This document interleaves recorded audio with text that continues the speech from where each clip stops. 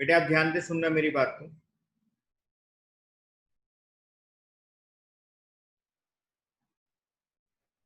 Market में दो forces काम कर रही हैं।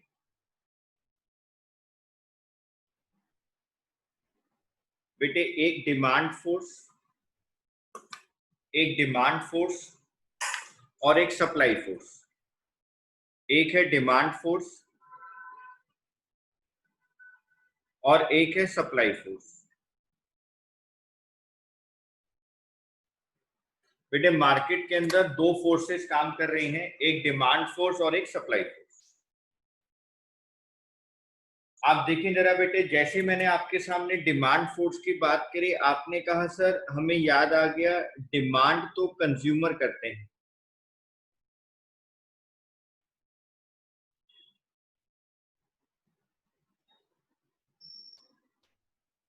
डिमांड तो मार्केट के अंदर कंज्यूमर कर रहे हैं।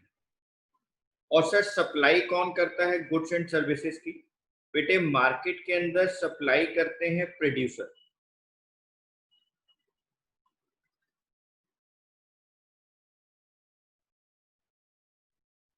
बेटे मार्केट के अंदर सप्लाई करते हैं प्रोड्यूसर।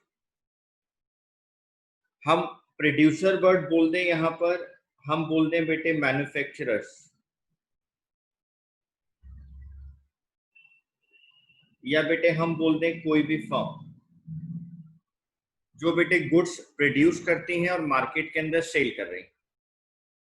आप समझो बेटे, मैं आपसे कहता हूं कि मान लो बेटे एक फर्म है,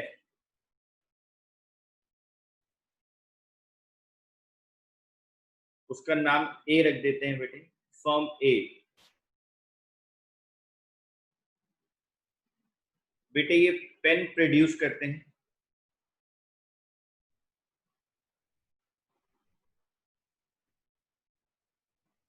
या हम बोले बेटे ये पेन की मैन्युफैक्चरिंग करते हैं।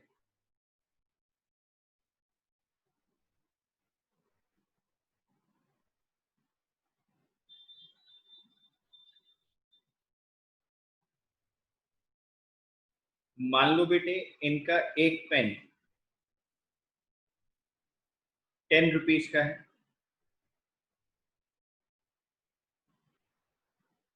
जो ये मार्केट में सेल करते हैं बेटे तो 10 रुपए लेते हैं, जिसको कहा जाता है सेलिंग प्राइस। बेटे इसको कहा जाता है सेलिंग प्राइस, जो आप लोग जानते हैं कि किसी भी प्रोडक्ट को मार्केट में सेल करने के लिए जो प्राइस रिकवर किया जाता है, जो प्राइस चार्ज किया जाता है बेटे, उसको कहा जाता है सेलिंग प्राइस। ये आप सब लोगों को पता है बेटे कि हम इसको सेलिंग प्राइस कहते हैं। बेटे अगर मैं आपसे कह दूं कि हम इस सेलिंग प्राइस को अब रिवेन्यू कहने लगेंगे, तो बेटे उसके अंदर कोई गलत बात नहीं है। सेलिंग प्राइस का दूसरा नाम रिवेन्यू भी है बेटे, कि रिवेन्यू क्या होता है? जो फर्म अपने प्रोडक्ट को मार्केट में सेल करके पैसा रिसीव करती है बेटे, जो मनी रिसीव कर रही है, उसको रिवेन्यू कहा जाता है। ओके सर, इकोनॉमिक्स के अंदर हम उसको बेटे रिवेन्यू कहना शुरू कर देते हैं। मैं इसको कैसे लिखूंगा ध्यान से देखेंगे।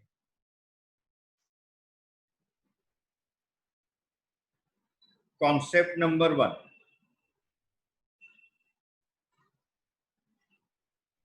Concept number 1,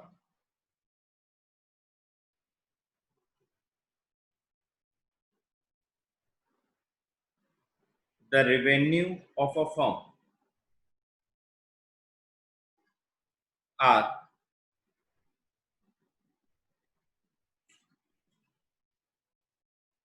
the receipts that it obtains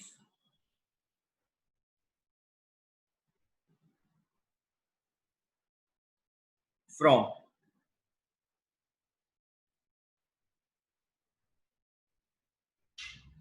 selling its product। मैं दोबारा से बोलता हूं बेटा, the revenue of a firm are the receipts that it obtains from selling its product. अपने प्रोडक्ट को मार्केट में बेचने पर आपको जो पैसा रिसीव हुआ है बेटे, आपको जो अमाउंट की रिसिप्ट्स मिली है बेटे, उसको कहा जाता है revenue. The revenue of a firm are the receipts that it obtains from selling its product.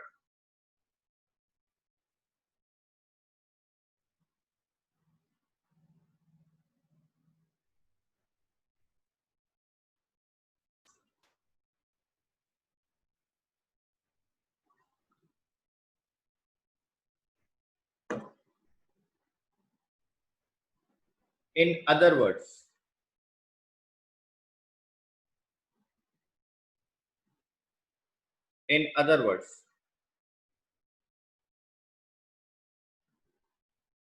revenue here means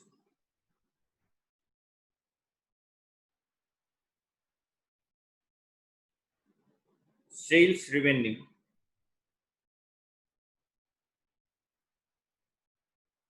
of the firm.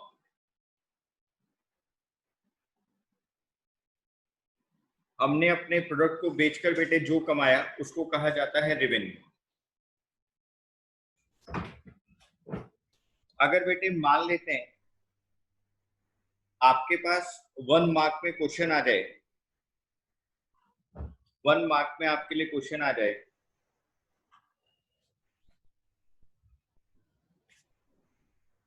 Find revenue,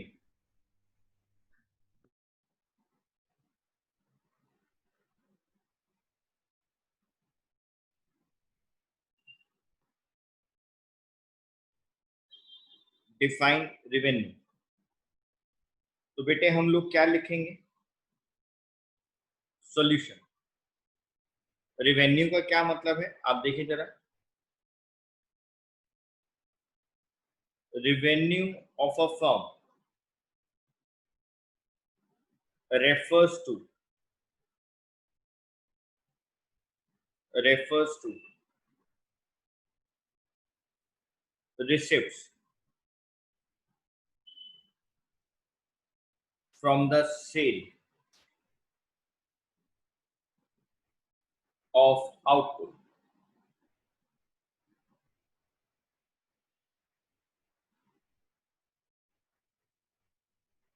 from the sale of output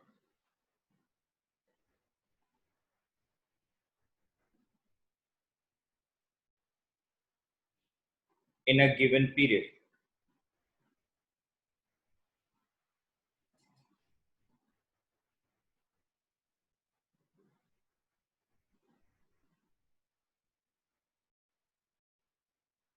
Revenue of a firm refers to receipts from the sale of output in a given period. Revenue firm के लिए क्या है बेटे? वो receipts हैं जो आप recover करते हैं अपने आउटपुट को सेल करके किसी भी गिवन पीरियड के अंदर।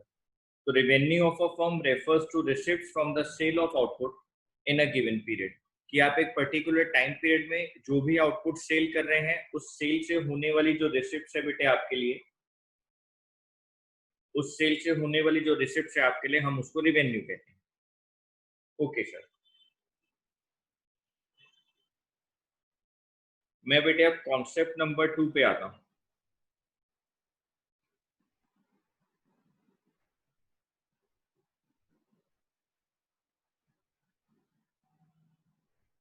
कॉन्सेप्ट नंबर 2 से आता हूं।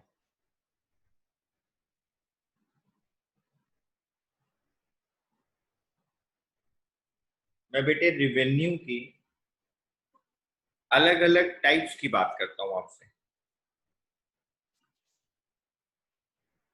या मैं इसको हेडिंग डाल देता हूं कॉन्सेप्ट ऑफ रेवेन्यू, और बेटे मैं इसको 3 पार्ट में डिवाइड कर रहा हूं।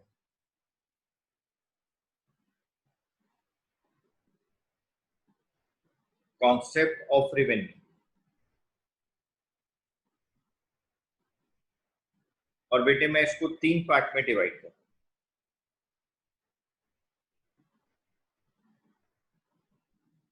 पहला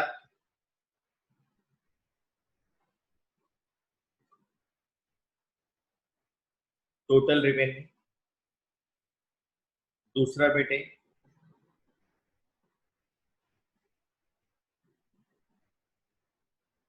average revenue,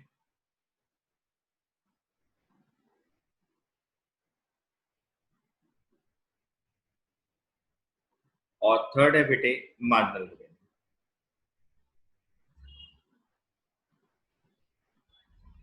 total revenue, average revenue,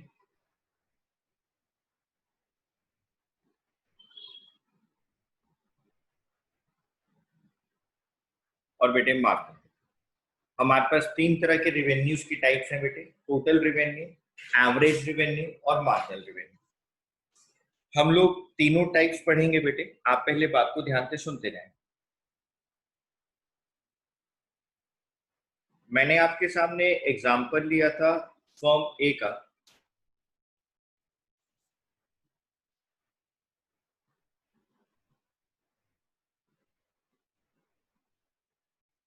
मैंने आपके सामने एग्जांपल लिया था फॉर्म ए का।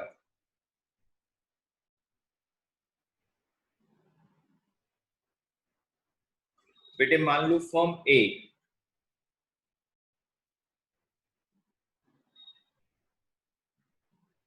अगस्त मंथ में अगस्त वाले मंथ में बेटे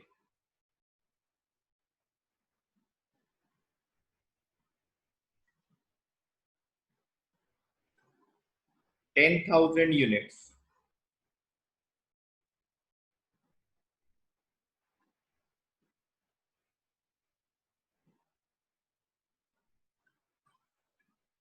प्रोड्यूस कर रहे हैं। उन्होंने 10,000 यूनिट्स प्रोड्यूस करेंगे और फर्म ए इस 10,000 यूनिट्स को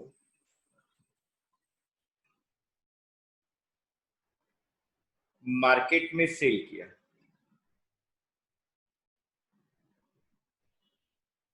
बेटे 10,000 यूनिट्स प्रोड्यूस की गई और फिर 10,000 यूनिट्स को मार्केट में सेल किया गया। ठीक है सर। बेटे वो जो 10,000 यूनिट्स मार्केट में सेल की गई और हम लोग बेटे पेन बना रहे थे, हम लोग पेन को प्रोड्यूस कर रहे थे और एक पेन 10 रुपए का हम लोग मार्केट में बेच रहे थे।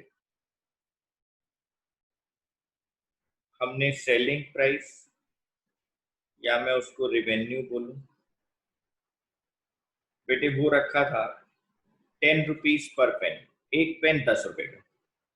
और हमने बेटे 10,000 यूनिट्स पेन प्रोड्यूस करे और 10,000 यूनिट्स पेन हम मार्केट में सेल करने के लिए चले गए और हमने सेल कर दिया। हमने मार्केट में 10,000 पेन सेल करे बेटे और एक पेन 10 रुपए का है। तो मैंने टोटल कितना अमाउंट रिसीव किया?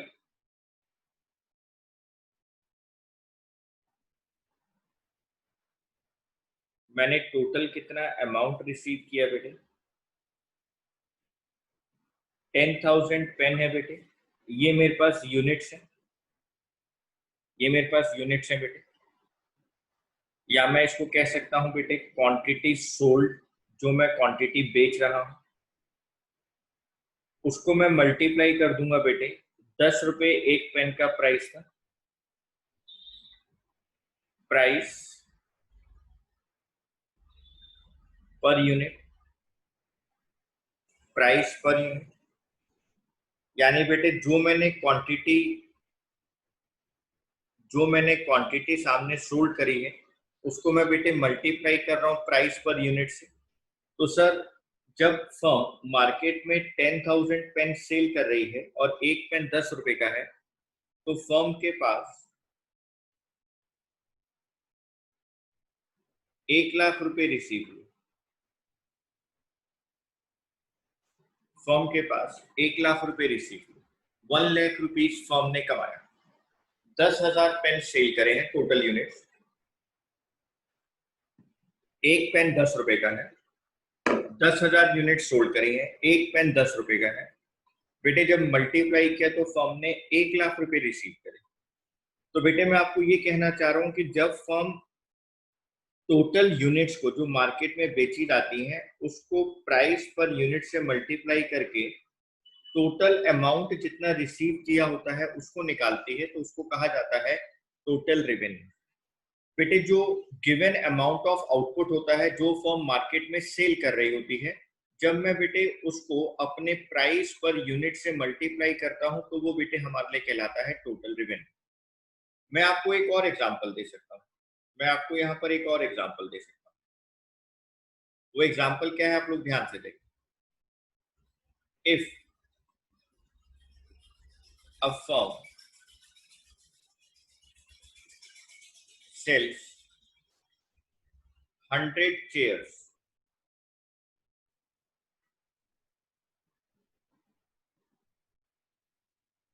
at a price of rupees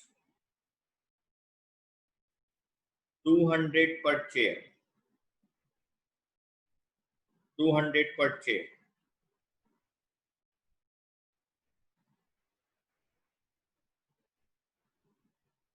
the total revenue will be 100 chairs पे बेटा फर्म कितना कमाएगी, 100 चेयर्स इंटू रुपीज 200, 20।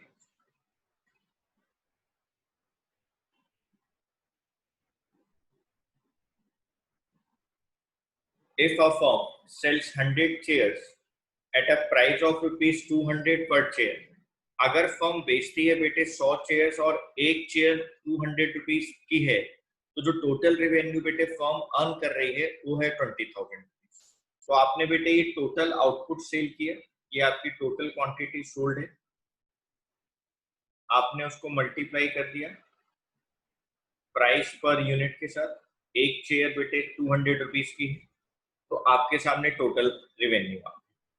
तो सर हम यहाँ पर टोटल रेवेन्यू के लिए एक फॉर्मूला अपने पास लिख सकते हैं। हाँ बेटे, आप टोटल रेवेन्यू को कैलकुलेट करने के लिए ये फॉर्मूला अपने साथ लिख सकते हैं। Total revenue is equal to price into quantity.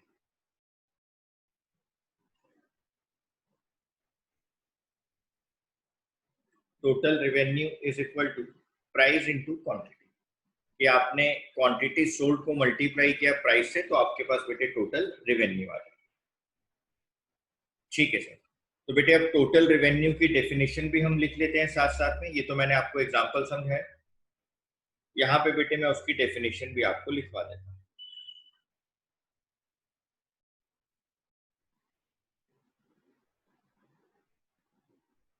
The total money received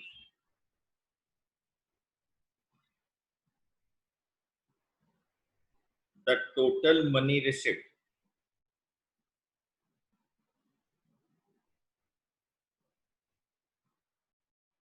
of a firm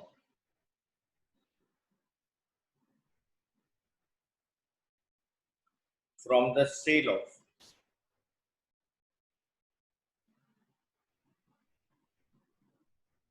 given amount of output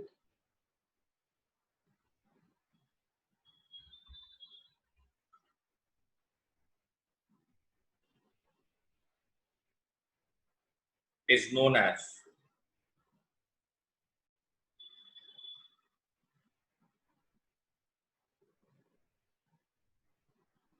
total revenue. The total money received of a firm from the sale of given amount of output is known as total revenue. बेटे जो total money आप लोग receive कर रहे हैं, जो total money receive हो रही है बेटे, जो फर्म आपको टोटल मनी रिसीव हो रही है फर्म को अपने गिवन अमाउंट ऑफ आउटपुट को बेचने के लिए, उसको कहा जाता है बेटे टोटल रेवेन्यू। वो हमारे लिए कहलाता है बेटे टोटल रेवेन्यू।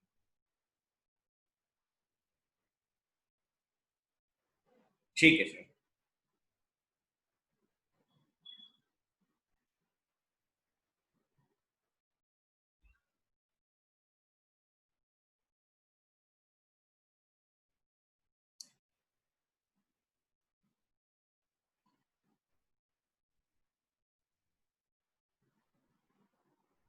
बेटे नेक्स्ट पॉइंट पर हम लोग आते हैं, जिसको हम लोग कहते हैं एवरेज रेवेन्यू।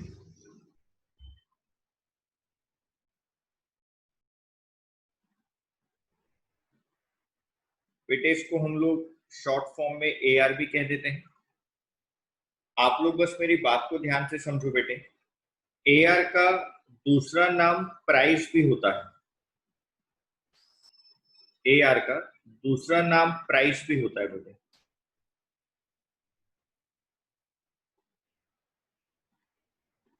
AR को हम लोग प्राइस भी कह देते हैं बेटे। AR का दूसरा नाम प्राइस भी होता है। प्राइस क्यों कहा जाता है बेटे AR को, मैं अभी आपको समझाता हूं। हम उसको प्राइस भी क्यों कहते हैं बेटे, मैं अभी आपको समझाता हूं।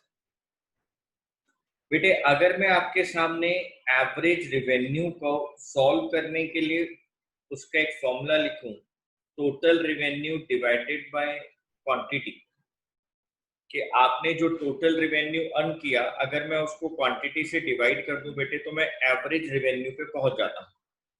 AR is equal to TR divided by quantity, और बेटे इसका दूसरा नाम प्राइस भी होता है। मैं कैसे लिखूंगा बेटे, ध्यान से देखिए।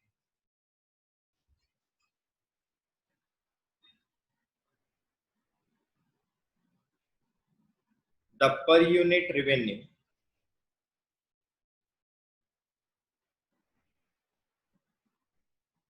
received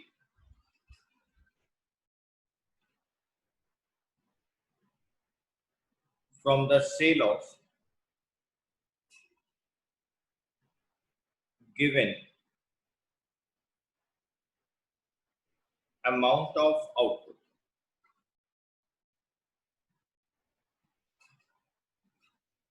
The per unit revenue received from the sale of given amount of output. बेटे यहाँ पे ये बात इंपॉर्टेंट आ गई, द पर यूनिट रेवेन्यू। पर यूनिट रेवेन्यू का मतलब हो गया बेटे एक यूनिट से अर्न किया जाने वाला price. The per unit revenue received from the sale of given amount of output. For example,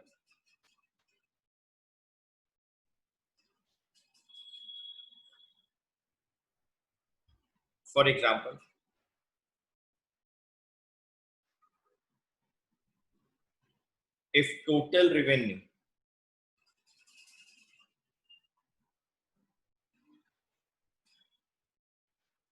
from the sale of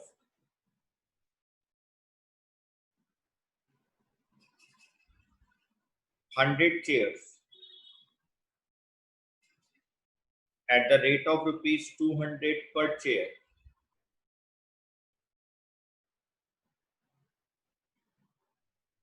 is rupees 20,000. Average revenue will be TR upon में quantity।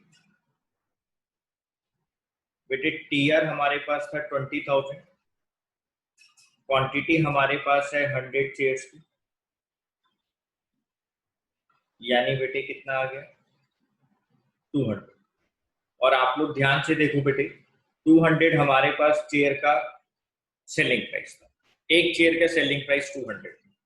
तो जैसे बेटे मैंने TR को quantity से divide किया, मैं average revenue पर आ गया, और हमारा एवरेज रेवेन्यू आ गया बेटे 20,000 डिवाइडेड बाय 100 चेयर्स रुपीज 200। ये सर आपने बिल्कुल ठीक कहा। बेटे यहाँ पर ना एक बहुत इंपॉर्टेंट क्वेश्चन हमारे साथ आता है, मैं वहां इंपॉर्टेंट लिखता हूँ। हमसे एग्जाम में अधिकतर पूछ लिया जाता है बेटे, और ये क्या पूछा जाता है, show that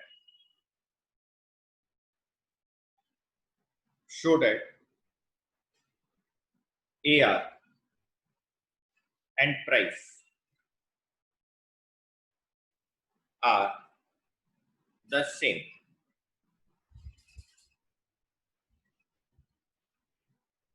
Show that AR and price are the same. आप इस बात को शो करें कि AR और प्राइस दोनों सेम होते हैं। Show that AR and price are the same. आप इस बात को शो करें कि AR और प्राइस दोनों सेम होते हैं। बेटे मैं इसको अभी शो करता हूं, आप ध्यान से देखना बेटे, अब बहुत ध्यान से सुनना, अभी मैं इसको शो कर देता हूं। As seller receives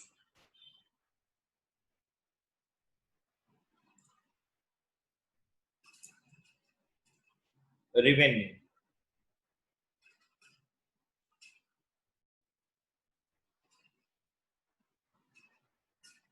according to price.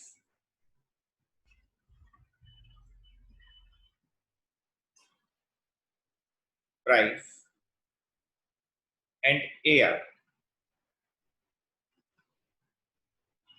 are one and the same thing.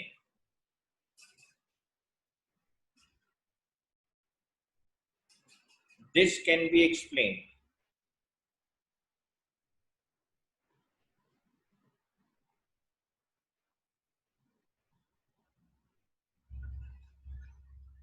as under.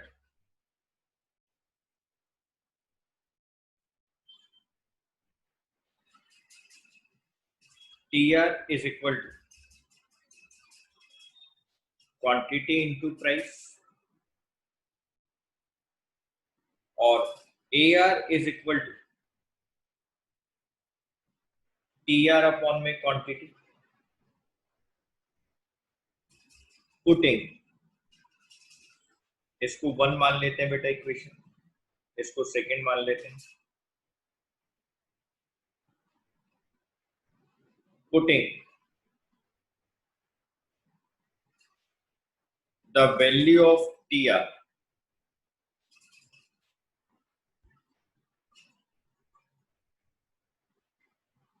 from equation 1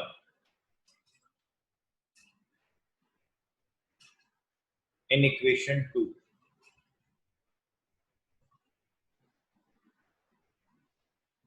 we get AR is equal to quantity into price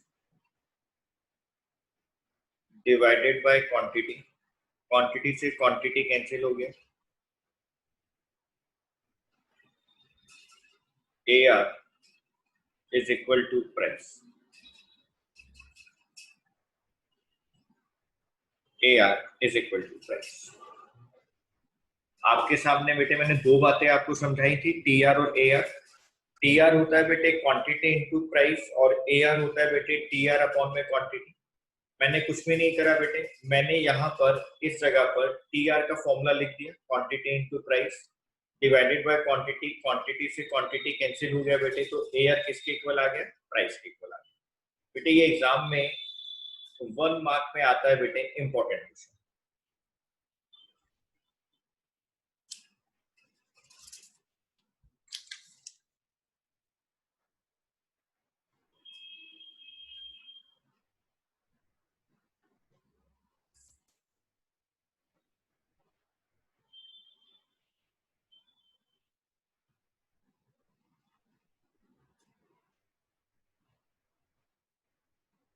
ठीक है बेटे, एक और क्वेश्चन मैं आपके साथ यहाँ डिस्कस करूंगा पहले, वो भी इंपॉर्टेंट है बेटे,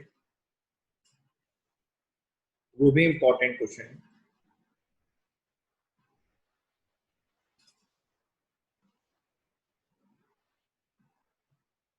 और वो क्वेश्चन क्या है बेटे, आप ध्यान से सुनेंगे. वो क्वेश्चन है, show that AR curve and demand curve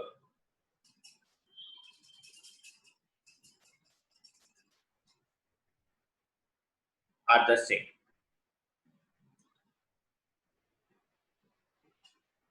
Show that AR curve and demand curve are the same. आपको इस बात को शो करना है कि हम AR कर्व या डिमांड कर्व बोले वो दोनों सिनोनिम है बेटे, वो दोनों सेम. हमें इस बात को शो करना है. तो आप ध्यान से देखो, मैंने चैप्टर ही बेटा कहाँ से शुरू किया था? मैंने अपना चैप्टर बेटे आप लोगों के साथ शुरू किया कि मार्केट में दो फोर्सेस काम कर रही हैं, एक है डिमांड फोर्स और एक है सप्लाई फोर्स. मैंने आपको कहा था डिमांड फोर्स कौन कर रहा है बेटे मार्केट के अंदर? कंज्यूमर. और सप्लाई फोर्स कौन परफॉर्म कर रहा है मार्केट के अंदर बेटे? प्रोड्यूसर. तो अभी हम लोगों ने जो क्वेश्चन लिखा वो ये लिखा है कि आप इस बात को शो करें कि AR कर्व और डिमांड कर्व बेटे दोनों सेम होते हैं. तो अब आप लोग मेरी बात को ध्यान से सुनो बेटे. डिमांड के अंदर हम लोग पढ़कर आए हैं, थ्योरी ऑफ डिमांड में हम लोग पढ़कर आए हैं कि डिमांड बेटे हम लोगों को थ्योरी ऑफ डिमांड के अंदर रिलेशनशिप समझाया गया प्राइस और क्वांटिटी डिमांडेड का। हमें वहां पे रिलेशनशिप समझाया गया प्राइस और क्वांटिटी डिमांडेड का, और हमें ये कहा गया कि there is an inverse relation between price and quantity demanded. There is an inverse relation between price and quantity demanded.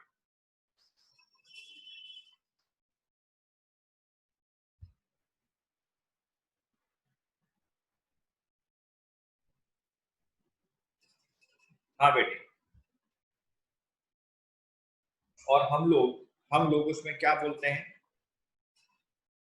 हम लोग बेटे कैसे लिखते हैं कि वहां पर इनवर्स रिलेशन है, वहां पे इनवर्स रिलेशन है प्राइस और क्वांटिटी डिमांडेड का, कि अगर प्राइस इंक्रीज होगा तो क्वांटिटी डिमांडेड डिक्रीज होगी, और अगर प्राइस डिक्रीज होगा तो क्वांटिटी डिमांडेड इंक्रीज होगी। जी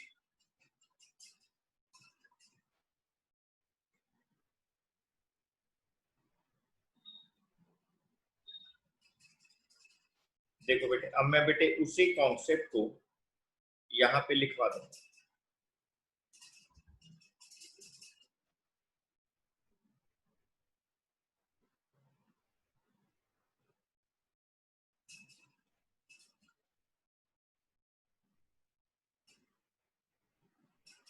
अब बायर्स डिमांड कर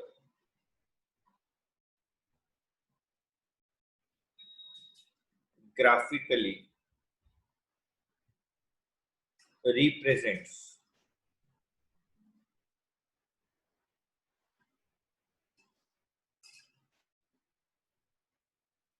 the quantities demanded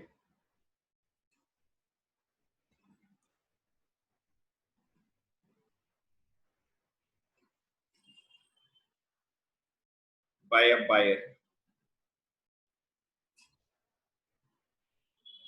at various prices. In other words,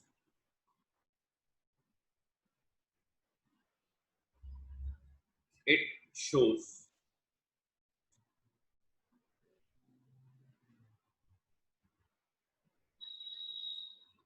the various levels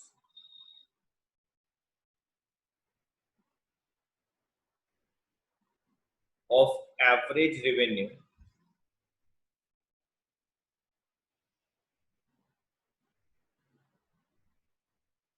at which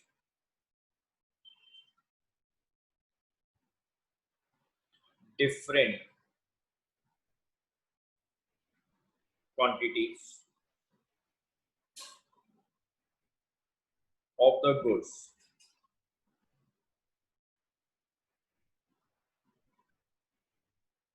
are sold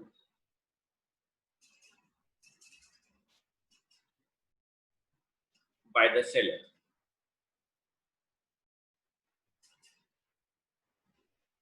Therefore,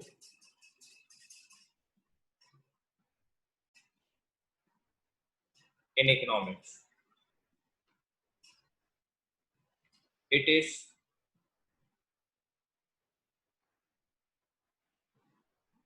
customary to refer AR curve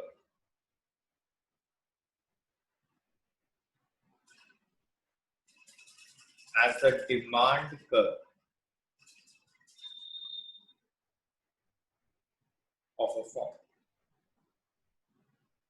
एक बार आप दोबारा से इसको रीड आउट करो। A buyer's demand curve graphically represent the quantities demanded by a buyer at various prices. मैं अगर यहीं पे लाके अपनी डेफिनेशन को रोक दूं, तो मैं यहाँ पर आपको ये कहना चाह रहा हूँ कि डिमांड वाले चैप्टर में हमने प्राइस और क्वांटिटी डिमांडेड के रिलेशन को देखा था। हमारा प्राइस 20, 15, 10, 5 हुआ, प्राइस कम हो रहा था। 10, 20, 30, 40 हमारा प्राइस कम हो रहा था, डिमांड इंक्रीज हो रही, इनवर्स रिलेशन होता है। तो बेटे अगर मैं इस चीज को ग्राफिकली शो करूं तो ये मेरा डिमांड करवाता था, यहाँ पे प्राइस और यहाँ पे क्वांटिटी। और हमने आपको सिखाया कि प्राइस और क्वांटिटी के बीच में इनवर्स रिलेशन होता है, ये हमने वहां पे आपको सिखाया। A buyer's demand curve graphically represents the quantities demanded by a buyer at various prices. In other words, it shows the various level of average revenue. क्यों बेटे? क्योंकि हमने प्राइस को AR कहा, अभी मैंने आपको प्रूफ किया है कि हम लोगों ने बेटे प्राइस को AR कह दी। A buyer's demand curve graphically represent the quantities demanded by a buyer at various levels. जो मैंने ये आपको बताया इनवर्स रिलेशन होता है बेटे। ये हमने आपको अभी चैप्टर में आज समझाया बेटे कि प्राइस और AR दोनों सेम होता है बेटे। हम प्राइस बोले या AR बोले दोनों सेम बात है बेटे। In other words it shows the various levels of average revenue. बेटे ये जो यहाँ वर्ड मैंने एवरेज रेवेन्यू लिखा है, यहाँ पे मैं वर्ड प्राइस भी तो लिख सकता हूँ क्योंकि दोनों तो synonym. It shows the various levels of average revenue at which different quantities of the goods are sold by the seller. बेटे ये मार्केट में डिमांड हो रही है, ये कंज्यूमर कर रहा है डिमांड, तो बेटे इस डिमांड को पूरा कौन कर रहा है? इस डिमांड को पूरा कर रहा है प्रोड्यूसर, और वो इसको बेच रहा है। तो बेटे आप देखो ना, आप मार्केट में एक पेन खरीदने गए, तो अगर मैं आपको एज अ कस्टमर पूछूं, एज अ बायर पूछूं आपने कितने पेन खरीदे, आप बोलोगे सर हमने एक पेन खरीदा। और बेटे मैं उसी वक्त सेम टाइम पर अगर सेलर से, शॉपकीपर से बोलूं कि आपने कितने पेन सेल करे अभी, तो बोलेगा मैंने सामने गुड़िया को एक पेन सेल करा। तो बेटे आपने जितने पेन खरीदे उतने ही तो दुकानदार ने सेल करे, तो दोनों बातें सेम ही तो होंगी। In other words, it shows the various level of average revenue at which different quantities of the goods are sold by the seller. Therefore, in economics के अंदर it is customary, ये tradition है बेटे, traditionally हम लोग क्या कहने लगे कि AR कर्व हो या बेटे डिमांड कर्व हो फर्म का, वो सेम होता है। तो हम demand curve of a firm बोले या AR curve of a firm बोले, वो सेम बात होगी। मैंने आपके साथ बेटे टोटल रेवेन्यू डिस्कस किया है, एवरेज रेवेन्यू डिस्कस किया है, और यहाँ पर आने वाले कुछ इंपॉर्टेंट क्वेश्चंस डिस्कस किए। बेटे मेरे को अब आपके साथ डिस्कस करना है जिसको हम लोग बोलते हैं मार्जिनल रेवेन्यू। बहुत इंपॉर्टेंट बात है, आप इसको ध्यान से सुनेंगे बेटे। मार्जिनल रेवेन्यू क्या है, मैं पहले आपको ये बात एग्जाम्पल से समझाता हूँ, ध्यान से सुनना। एक एक्स्ट्रा यूनिट को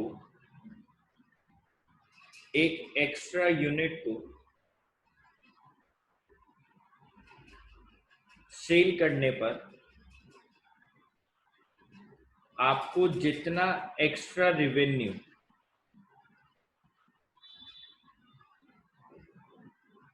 जनरेट होता है बेटे, उसको कहा जाता है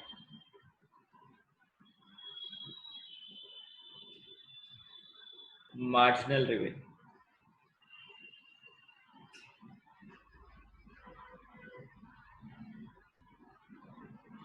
एक एक्स्ट्रा यूनिट को सेल करने पर आपको जितना एक्स्ट्रा रेवेन्यू जनरेट होता है, जितना एक्स्ट्रा रेवेन्यू मिलता है बेटे, उसको कहा जाता है मार्जिनल रेवेन्यू। तो एक एक्स्ट्रा यूनिट को सेल करने पर आपको जितना एक्स्ट्रा रेवेन्यू जनरेट हो रहा है, उसको कहा जाता है बेटे मार्जिनल रेवेन्यू। ओके सर, मैं इसको एग्जांपल से आपको समझाता हूं बेटे, जो एग्जांपल मैं स्टार्टिंग से लेके चल रहा था। For example,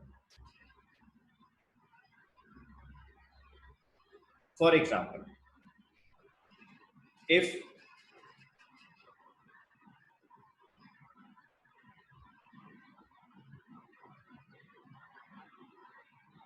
the total revenue realized from sale of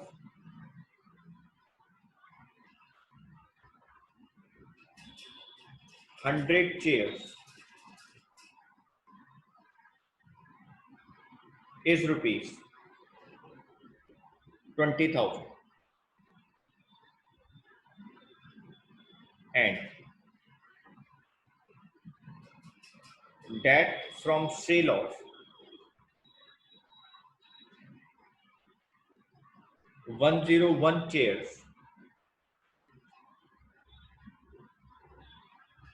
is rupees 22,000. आपने जब बेटे 100 चेयर्स को सेल किया, आपने जब 100 चेयर्स को सेल किया तो बेटे आपने 20,000 रुपीज रिसीव करे। और जब आपने बेटे एक एक्स्ट्रा चेयर को सेल किया 101 नंबर, आपने एक एक्स्ट्रा यूनिट को सेल किया तो बेटे आपके पास 22,000 रुपीज आए। 100 चेयर्स को बेचने पर 20,000 आ रहे हैं और 101 चेयर्स को बेचने पर 22,000 आ रहे हैं। मतलब एक एक्स्ट्रा चेयर को बेचने पर आपने 2,000 रुपए एक्स्ट्रा कमाए हैं बेटे, उसको कहा जाता है मार्जिनल रेवेन्यू। सर इसका फॉर्मूला क्या होता है बेटे, मैं आपको लिखवाता हूं, आप ध्यान से समझेंगे। MRN is equal to TRN minus TRN minus 1। अगर मुझे ये देखना है बेटे कि मार्जिनल रेवेन्यू 101 चेयर बेचने पर कितना हुआ, तो आप यहां लिखेंगे total revenue of 101 chair minus total revenue of 101 minus 1 chair. यानी सर MR 101 चेयर पे, TR 101 चेयर पे था 22,000 का और TR 100 चेयर्स पे था 20,000। यानी सर MR की वैल्यू आ गई 2,000। और बेटे मैंने आपको हिंदी में बहुत आसान लैंग्वेज में समझाया कि एक एक्स्ट्रा यूनिट को सेल करने पर आपको जितना एक्स्ट्रा रेवेन्यू जनरेट होता है उसको कहा जाता है मार्जिनल रेवेन्यू। एक एक्स्ट्रा यूनिट को सेल करने पर आपको जितना एक्स्ट्रा रेवेन्यू जनरेट होता है उसको कहा जाता है मार्जिनल रेवेन्यू। बेटे हम उसको मार्जिनल रेवेन्यू कहते हैं, ठीक है सर। और मैंने आपको इसका फॉर्मूला भी लिखवा दिया, MRN is equal to TRN minus TRN minus 1। Sir आप हमें प्लीज इसकी डेफिनेशन भी लिखवा देंगे? हाँ बेटे मैं इसकी डेफिनेशन भी आपको लिखवा देता हूँ। Marginal revenue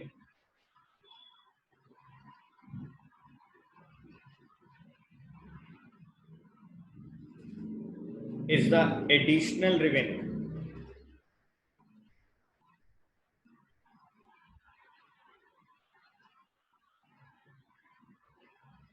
when an additional unit